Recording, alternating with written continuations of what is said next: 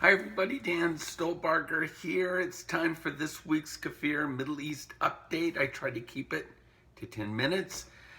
So just a reminder, grab the PowerPoint, PDF PowerPoint that accompanies this because there's going to be a lot more information on that than what I can fit in on my, get it? 10 minutes. All right, so let's check out what's going on this week. Well, let me first start with an FYI. From February 20th to March 10th, we will be in Israel with our Talmudim work group. This year, we're going to be serving in Sderot, in Or Akiva, and up in the Galilee. While we're gone, there'll be no live YouTubes, but ... I'm going to make sure even on YouTube, I will post the PDF PowerPoints as well as on my Facebook page, Instagram page, and our website. So you still will be able to kind of keep updated, and those, of course, those reports will be coming from Israel. With everything that's going on, always asking for prayers and support. This is the 11th trip that we've taken with a group of about 12 people that just serve Israel. And like I said, we're working this year in 3 important areas. So that's your FYI. Our news bites this week. The Cornelius virus, as we know, the coronavirus, I'm sorry. One Arab news agency, you knew this was going to happen, but one Arab news agency claims that the virus was a plot hatched by the Jews and American drug companies aimed at increasing their profits. Black plague, you name it, whatever it is, let's just blame the Jews. You know, the sad thing about Trump's peace plan, according to the Israelis, is that Trump's peace plan offers land without people in the Sinai to people who don't want land. Remember, this is never and will ever be about land. This is all about the existence of the state of Israel. It's about the existence of Jews. Iran's leaders are saying they're going to they're going to raze Tel Aviv to the ground if they're attacked by the U.S. There's a threat for you. Unconfirmed reports suggest that both Hamas and Islamic Jihad have agreed to stop launching these balloons. There's going to be a section here on balloon warfare. I posted this a couple days ago, and there's no evidence to that. There was just a balloon that exploded over the town that we'll be serving in Sderot, over an elementary school. So yeah. You can make all these promises and you never follow through. Elizabeth Warren, concerned for those who love Israel, threatens Israel. I'm going to cut aid if I'm president to Judea if Judea and Samaria get annexed. And then for the third time, the Iranians have failed to launch what they call a satellite, but in reality, it's testing for intercontinental ballistic missile programs.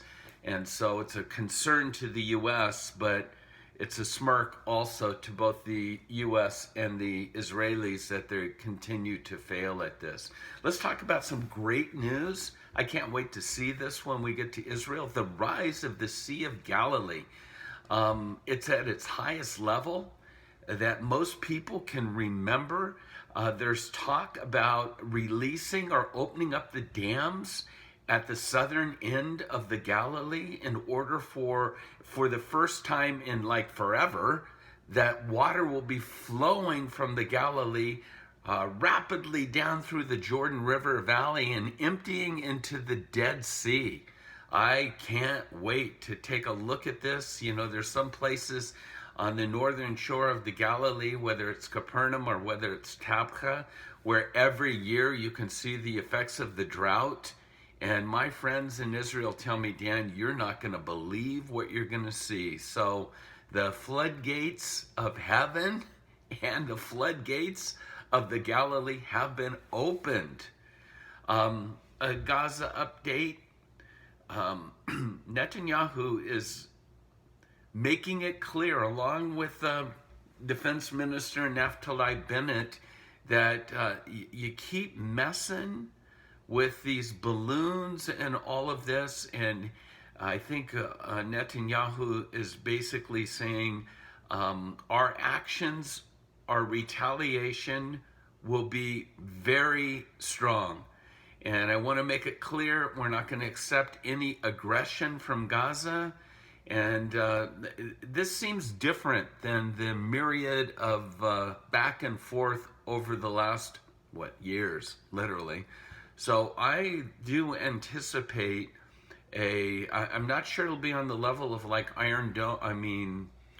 cast lead and things such as that, but I have a feeling that before the elections, there's going to be a major incursion into Gaza from Israel. We'll have to wait and see about that. There's an article here. I can see that I'm past my halfway point of the threats between Hamas and Gaza. As we've mentioned, they're actually increasing rather than decreasing. An intifada update.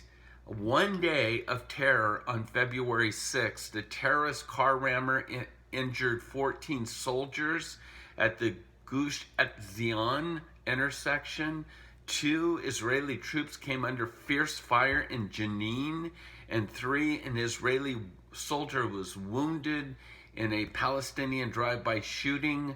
And so we continue to see the incitement that's taking place, and that incitement is fueled by Fatah, by the so-called men that want peace. Yeah, Mahmoud Abbas, don't kid yourself. They're the ones that's fueling this incitement.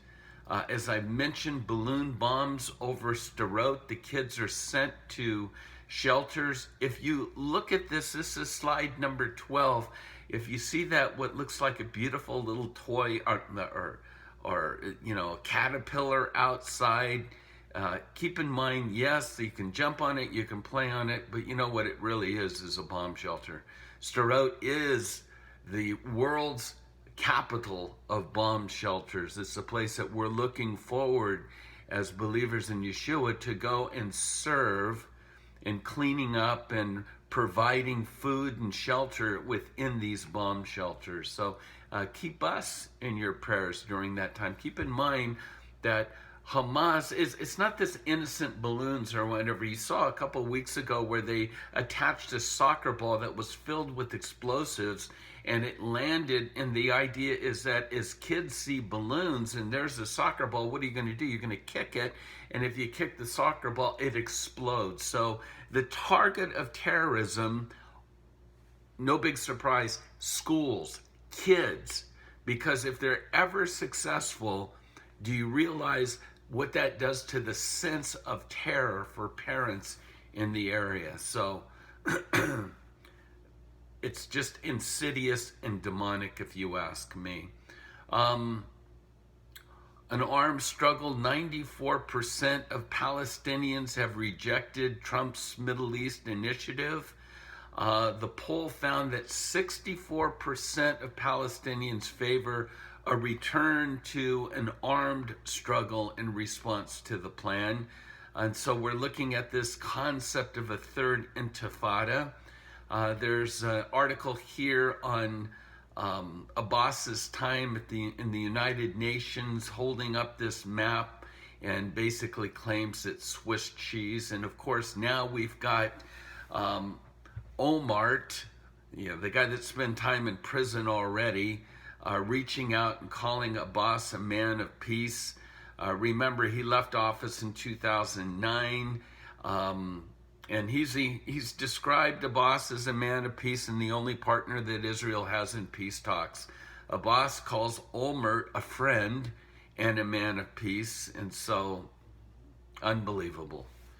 And then there's the article of kind of the takeaway from the Security Council, and then a poster of from the Palestinian Media Watch, kind of what's on the Fatah website is the Black February campaign. And if you look carefully at this picture, you'll see the statement below, "Get your weapons ready," says on an online banner from a Palestinian terror group, portraying the gas pedal of a car as a clip of a machine gun. There's bullets, and so it's both shooting and car ramming. The only thing that's missing is the knife. It's got to be there somewhere.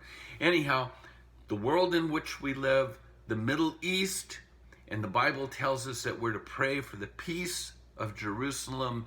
We need to take our place on the walls as watchmen. And that's it for the week.